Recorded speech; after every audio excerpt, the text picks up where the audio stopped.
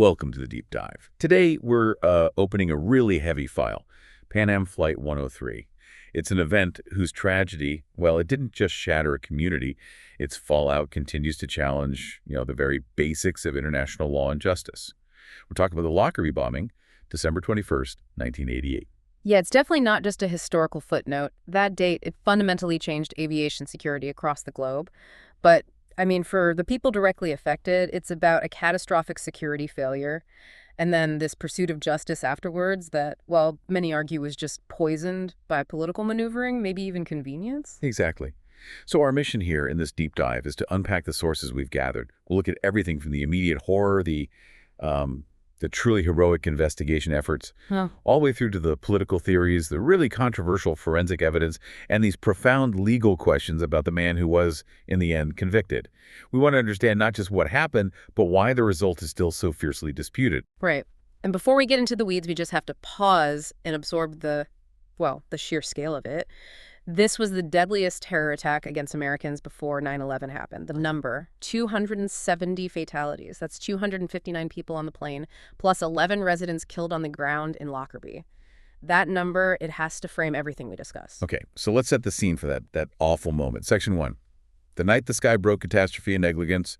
We're tracking the Clipper made to the seas. Yeah. It's a Boeing 747, pretty routine flight, London Heathrow to JFK. Then it was meant to go on to Detroit, just another transatlantic crossing, until exactly 7:03 p.m. Greenwich Mean Time. The plane was at cruising altitude, 31,000 feet, flying just north of the England-Scotland border. And that's when the explosion happened down the forward cargo hold. Yeah, and what's really fascinating, if you can use that word from a forensic standpoint, is how relatively small the initial blast hole was, but its effect on that massive 747 was just completely catastrophic. The IED, it tore maybe a 13 by 23-inch hole in the fuselage. Tiny, relatively speaking, but that was enough to trigger catastrophic decompression and total structural failure. Instantly, the plane just started coming apart. It was that explosive decompression, plus the enormous aerodynamic stress on the now broken fuselage. That's what sent pieces raining down over this huge area. And the human cost, just staggering. Those 270 victims, they were citizens from 21 different countries. The American death toll alone was 190, and specifically 35 of those were Syracuse University students, just kids, really, coming home from study abroad in London, so close to being home. Yeah.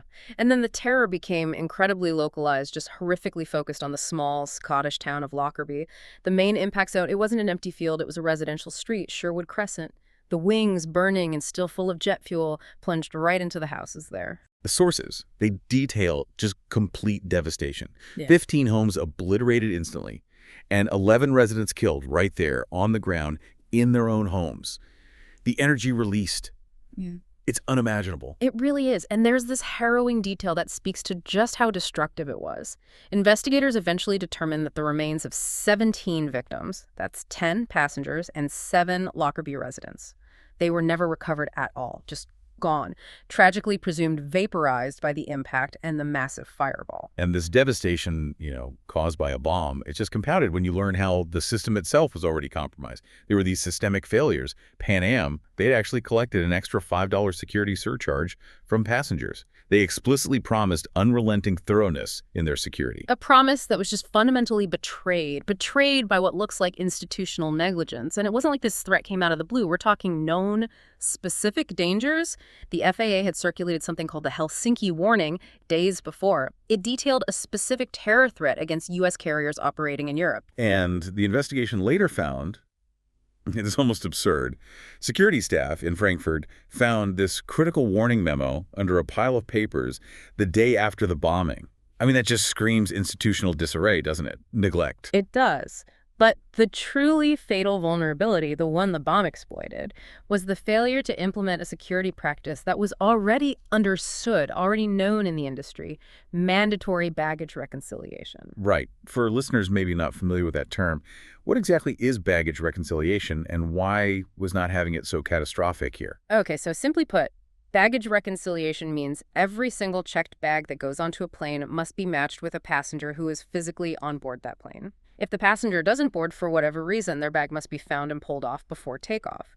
The lack of this protocol, especially at connecting airports like Frankfurt and Heathrow in this case, it allowed that unaccompanied bag, the one with the bomb, to just be fed into the system and loaded onto Pan Am 103 without anyone linked to it actually being on the flight.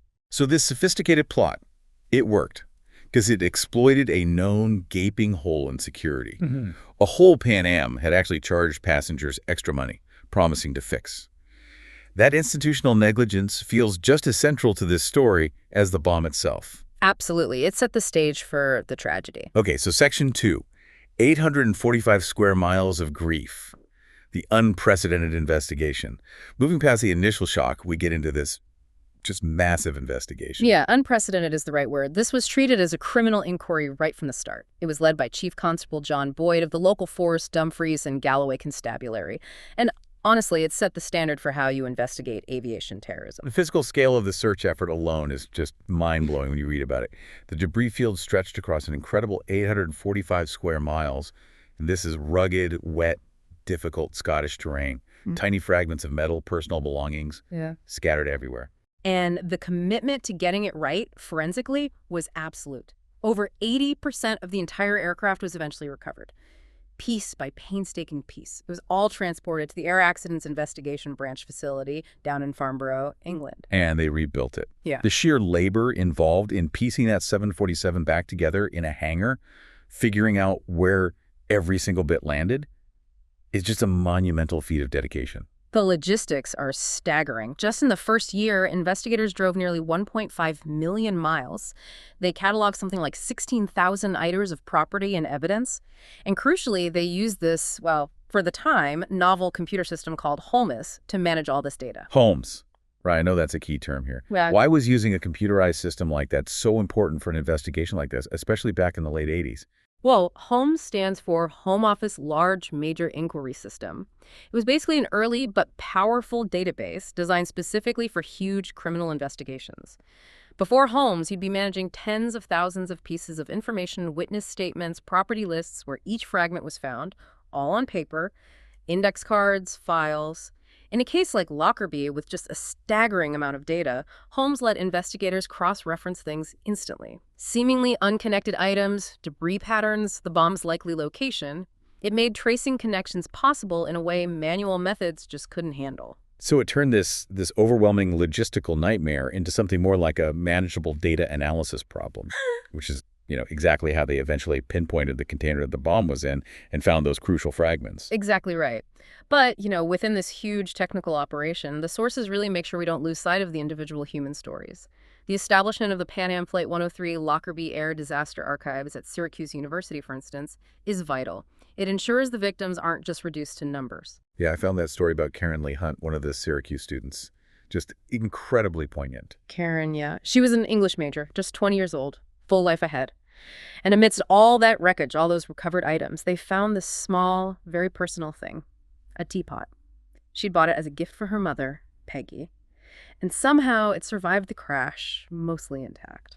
That contrast is it's brutal. The indiscriminate violence of terrorism versus the survival of this small, carefully chosen gift. It's such a sharp, painful reminder of the individual life lost. It is. And that same kind of commitment, that restoring of dignity and connection, it was mirrored by the people of Lockerbie themselves. Initially, thousands of personal items, especially clothes, textiles, things like that, they were classified as unreturnable by the authorities. They were just too contaminated, jet fuel, debris, exposure to the Scottish winter. Which would have meant that the families, the next of kin, would have been denied that last physical connection to their loved ones just because of bureaucratic contamination rules. Exactly. But when the local residents heard about this, they just stepped in, women mostly. They undertook this massive, entirely selfless task. They painstakingly collected, cleaned, repaired, laundered all these items, clothes, blankets, you name it, trying to remove the contamination, restore some dignity to these possessions. They became known as the washerwomen of Lockerbie. It's just this incredibly powerful, quiet act of collective compassion. Such a stark contrast to the political violence that caused it all. It shows that basic human drive to restore dignity, even when faced with something so awful. A truly remarkable response from a community that had suffered so much itself. Right. So Section 3, the bomb, the theory, and the motive. Let's shift focus now from the scene and the recovery to the crime itself, identifying the weapon, 𝐃𝐄𝐄𝐏 path. Okay, so the investigation meticulously reconstructed the bomb, the improvised explosive device, or IED. And based on the fragments they found, what was the device? How did it work? Well, they confirmed the bomb was hidden inside a hard-shell Samsonite suitcase. But specifically, it was placed inside another object, a Toshiba RTSF-16 radio cassette player, like hollowed out. And we know from the outline, this bomb was triggered by a very specific timer, an MST-13 timer, made by a Swiss company called 𝐏𝐸𝐵. And this timer, or rather tiny fragments of its circuit board, would become the single most disputed, most contested piece of physical evidence in the entire case later on. That's right. So the prosecution's theory, the one that ultimately led to the conviction, had to map out this really complex international journey for the bomb bag. The key assumption became known as the Malta connection. Okay, walk us through that connection. How did investigators argue that the bomb started its journey in Malta? So the official story goes like this. The suitcase with the IED inside was first introduced into the system as unaccompanied baggage at Lucca Airport in Malta. From there, it flew on Air Malta flight KM180 to Frankfurt International Airport in Germany. Right, Frankfurt. That's the crucial transfer point into the Pan Am system. Correct. In Frankfurt, the bag was transferred to a Pan Am feeder flight, PA-103A, which was headed for London Heathrow.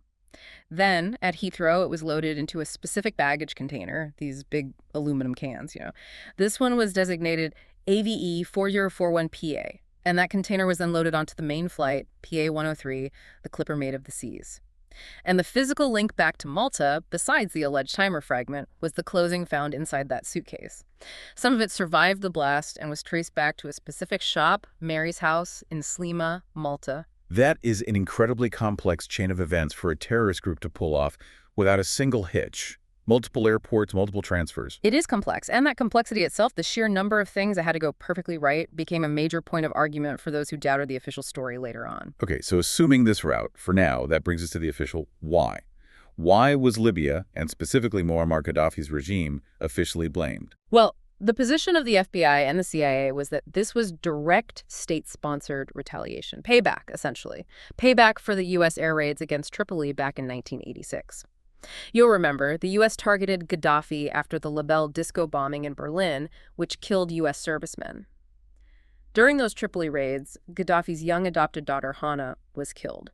So the theory was that Libyan intelligence agents had been actively looking for a way to bring down an American airliner in revenge for years. That certainly provides a clear, powerful motive for state-sponsored terror. And the FBI always maintained this was, the largest international terrorist investigation they'd ever conducted up to that point. They did. And they still say today the case remains open. They're committed to finding all the co-conspirators.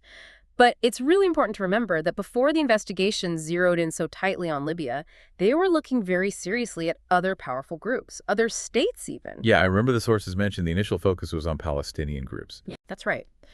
Early on, a lot of suspicion fell on the Popular Front for the Liberation of Palestine General Command, the PFLP-GC. This group was known for its skill in building sophisticated bombs, particularly altimeter-triggered ones, and it was widely believed to operate with backing from states like Iran and Syria. And investigators actually interviewed a known bomb maker linked to the PFLP-GC, a guy named Marwan Kresat, back in 1989. The fact that groups linked to Iran and Syria countries with their own strong motives for attacking U.S. terrorists were early Syria suspects. Well, it raises a huge question mark over why the focus later narrowed so exclusively onto Libya. Exactly. And this is really the pivot point in the whole narrative, isn't it? Where forensic investigation starts to intersect, maybe even clash, with geopolitical interests and narratives. Right. Which leads us perfectly into Section 4. The advocate for doubt, Dr. Swire, and the scapegoat theory. This is where we meet Dr. Jim Swire. I mean, few people embody the fight for answers in this tragedy more than him. His daughter, Flora, was on the flight. And he channeled that unimaginable grief into becoming this tireless advocate, initially for the UK family's Flight 103 group. Yeah, Dr. Swire's story is absolutely crucial because his first goal was accountability based on the official story. He initially accepted the Libyan guilt narrative. His commitment was intense. Remember that protest in 1990? He actually carried a fake but realistic-looking bomb onto a plane himself just to prove that security, even after Lockerbie, was still shockingly lax. But his view completely changed, not because he stopped wanting justice, but because he actually went to the trial. And this is where it gets really interesting. As he sat through the proceedings at Camp Seist, He started to deeply distrust the evidence being presented, the key witnesses, the supposed firm forensic links. Yes, that experience transformed him. It led him to this absolute, unwavering conviction that the man convicted, Abdu'l-Basit al-Megrahi, was innocent, a scapegoat. Dr. Swire still maintains, very forcefully, that the real scandal isn't that Megrahi was eventually released from prison sick on compassionate grounds in 2009, which was hugely controversial in itself, but, as he puts it, that he was ever convicted in the first place. So if not Libya, who does Dr. Swire believe was responsible? He champions an alternative theory. He does. He believes Iran was the primary state sponsor behind the bombing, and the motive. A direct, brutal act of symmetrical revenge. Revenge for what, specifically? Revenge for the USS Vincennes shooting down Iran Air Flight 655 over the Persian Gulf just 5 months before Lockerbie in July 1988. That incident killed 290 people, mostly Iranian pilgrims.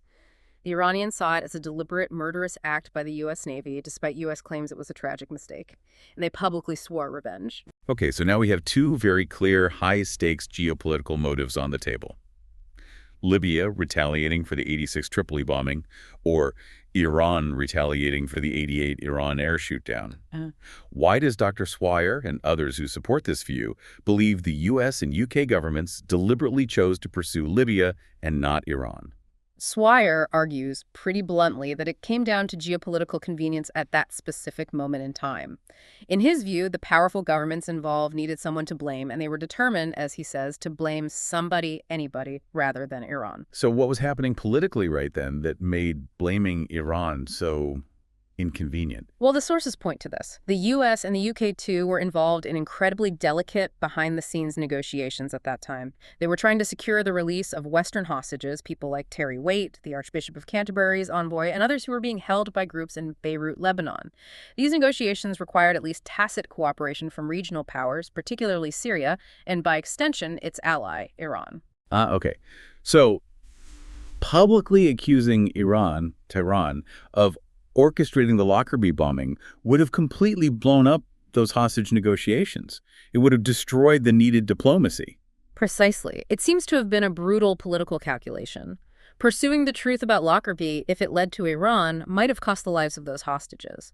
So the argument goes the pursuit of forensic truth was subordinated to these immediate high-stakes geopolitical priorities. Convicting a relatively low-level Libyan intelligence officer like Megrahi served two strategic goals.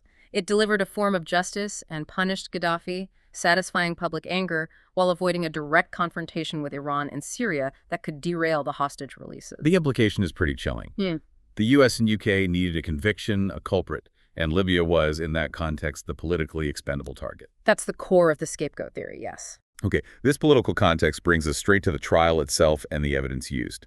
Section 5. The case built on sand forensic collapse and compromised testimony. This is where the official narrative really starts to unravel, according to the sources. The case against Megrahi has been called, the most disgraceful miscarriage of justice by people who should know. Yeah, and the trial setup itself was unique, which may be added to the strangeness. How so? Well, the trial of Megrahi and his co-accused, Lamin Khalifa Fhimah, wasn't held in Scotland or Libya. It was conducted under Scots law, but physically located in a specially convened Scottish court sitting at Camp Zeist, a former U.S. airbase in the Netherlands, legally designated as Scottish territory for the duration. And right away, a major legal problem emerged, didn't it? Fhimah was acquitted. Yes. Fhimah was found not guilty. And this was a huge blow to the prosecution's core case. Their main charge was that these two Libyan intelligence agents had conspired together to carry out the bombing. If one of the alleged co-conspirators is acquitted, it fundamentally undermines the charge of conspiracy against the other. It meant Megrahi's conviction rested almost entirely on linking him individually to the bomb through that specific physical evidence and one key witness. And this is where we really need to dive deep, because those pillars of the case, the physical evidence and the witness testimony, they just began to systematically crumble under scrutiny. Absolutely. Let's focus first on that absolutely central piece of forensic evidence, the tiny fragment of the MST-13 timer circuit board. It was designated Exhibit PT-356. This was the physical link, the piece meant to connect the Lockerbie bomb specifically to timers that were known to have been supplied only to Libya and East Germany. And it was tiny, right? Incredibly small, just 10 millimeters by 9.2 millimeters by 1.6 millimeters thick. A tiny piece of green plastic and metal. And it was allegedly found, not right after the crash, but almost 2 years later in 1990, supposedly embedded in a piece of charred shirt material found in the search area. But the problem started immediately with how, when, and where it was found, the chain of custody. Explain those conflicting accounts. How did this crucial fragment supposedly surface? Well, the official accounts just kept changing. It's really quite confusing. Initial police records suggested it was found by a man out walking his dog. Then another story surfaced that it was found by a couple just strolling in the area. Yet another version said it was found by police officers during a sweep much later. This sheer ambiguity about its recovery is a massive red flag in any forensic investigation. But then you have the most explosive allegation that the fragment wasn't found at all but was actually planted. This claim reportedly came later from an unnamed former senior Scottish police officer involved in the investigation. Wow. Okay, so if the single piece of evidence linking the bomb to the suspect state has a completely unreliable origin story, potentially even planted, the whole case is shaky. But it gets worse when you look at the manufacturer, right? It does. Edwin Bollier, he was the owner of the Swiss company Mebo AG that made the timers. He testified under oath at the trial. And he said that when investigators first came to him shortly after the bombing, they showed him a fragment of a timer circuit board. But crucially, he said it was a brown 8-ply prototype board. And Bollier was adamant. Mebo had never supplied that specific brown prototype board to Libya. They had supplied them years earlier with green 9-ply boards. So the fragment investigators initially had, according to Bollier, could not have come from Libya. That's his testimony.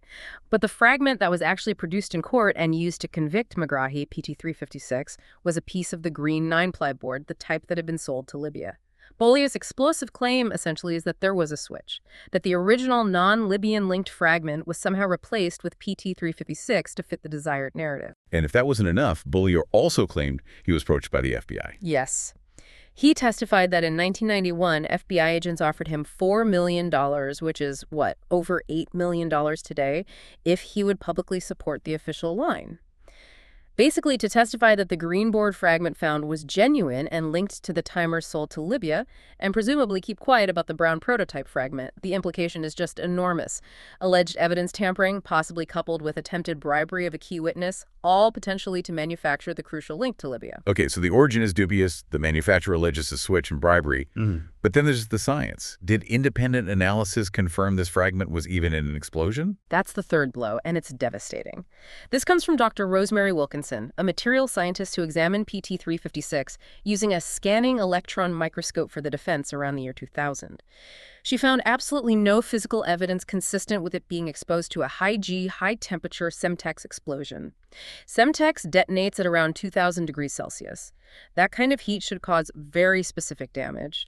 Microscopic pitting, melting, especially of the solder, which melts at only 183 degrees Celsius. And she found none of that. What did she find instead? She found nothing like that. Instead, Dr. Wilkinson testified that the edges of the fragment were consistently sharp and smooth. They looked like they'd been made by a precise mechanical cut, like with shears or snips not ripped or melted by an explosion. The conclusion is stark. Her findings strongly suggest that PT-356 was cut from a circuit board after the bombing, perhaps from a test timer Mebo had provided, and was never actually part of the bomb that destroyed Pan Am 103. So the absolute linchpin of the physical evidence, potentially planted, possibly switched, scientifically unlikely to have been in the bomb at all. The forensic case just seems to completely collapse. It looks that way based on these sources, yes. And the testimonial evidence, the human witnesses, that foundation was just as shaky. Let's start with the FBI forensic specialist who first publicly linked the timer fragment to Libya, a man named Tom Thurman. Right, he was quoted expressing absolute, positively euphoria when the fragment was supposedly identified. Yes, but Thurman himself was later severely discredited. A U.S. Justice Department report found he lacked the proper scientific background for some of the analyses he claimed to perform. And maybe even worse, it found he had rewritten lab reports in other unrelated major cases to favor the prosecution. So the very expert making that crucial link was later found by his own Justice Department to lack credibility and scientific integrity. Unbelievable. Okay, so the expert is discredited. What about the key eyewitness? The Maltese shopkeeper, Tony 𝐃𝐄𝐄𝐏, who supposedly identified Megrahi as a man who bought the clothes found in the bomb suitcase. 𝐃𝐄𝐄𝐏's testimony was absolutely vital for placing Megrahi in Malta and connecting him to the suitcase. But it was riddled with problems. He gave multiple conflicting descriptions of the man who bought the clothes, different height, different age, even different descriptions of his accent over time. But the most damning issue was how his identification of McGrahy was obtained. The sources say he was shown a photo of McGrahy before the identification parade. That's right. It came out that 𝐃𝐄𝐄𝐏 was shown a photograph of McGrahy just 4 days before he was asked to pick McGrahy out of a formal police lineup. I mean, that's practically textbook procedure for how to paint an eyewitness identification. It makes the lineup identification almost worthless in any standard criminal justice system. Suggestibility is just too high. And on top of the unreliable identification process, there were reports he was paid a huge amount of money for his testimony. Yes. It was widely reported, and confirmed by U.S. sources later, that 𝐃𝐄𝐄 and his brother received around 1.2 million, maybe 2 million U.S. at the time, from the U.S. government's Reward for Justice program for their evidence. When you put it all together, the highly dubious physical evidence, the discredited FBI expert, and this key eyewitness whose identification was flawed and who received a massive payment, you can see why so many legal experts were deeply troubled. It makes sense then why Professor Robert Black, the very legal scholar who designed the unique non-jury trial format for Lockerbie at Camp SICE, would call McGrahy's conviction the most disgraceful miscarriage of justice in Scotland for 100 years. That's an incredibly strong statement from the architect of the trial itself. It carries immense weight. And that severity of doubt wasn't just academic opinion, it led to official action. The Scottish Criminal Cases Review Commission, the SCCRC, conducted its own exhaustive 4-year investigation into the conviction. And in 2007, they concluded that McGrahy's conviction may have been a miscarriage of justice on no fewer than 6 different grounds.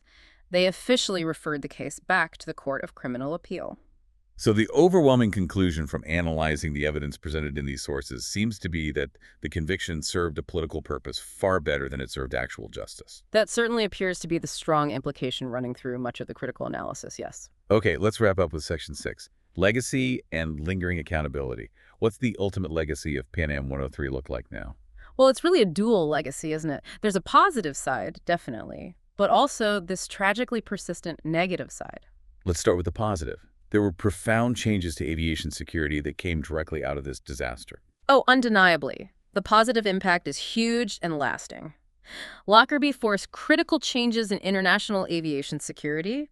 The U.S. Congress, recognizing that fatal negligence we talked about earlier, the lack of baggage reconciliation, they passed the Aviation Security Improvement Act of 1990. And the main point of that act targeted the exact weakness the bombers used. Exactly. It mandated 100% checked baggage reconciliation, basically no unaccompanied bags on planes unless specific, rigorous security steps are taken.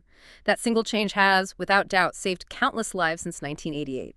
It fundamentally changed how we all check in and board flights globally. But then there's the negative legacy, the one championed by people like Dr. Swire. This enduring sense of political uncertainty, of compromised justice, the feeling that the truth might have been sacrificed. Yes. And that leaves the victims' families, many of them, without real closure. The evidence we've discussed, gathered from these sources, strongly suggests the official conviction was potentially built on, well, pillars of engineered or purchased testimony.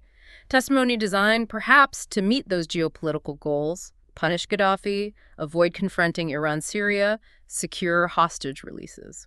And even though McGrahy was released on compassionate grounds in 2009 and died back in Libya in 2012, the official position remains unchanged, right?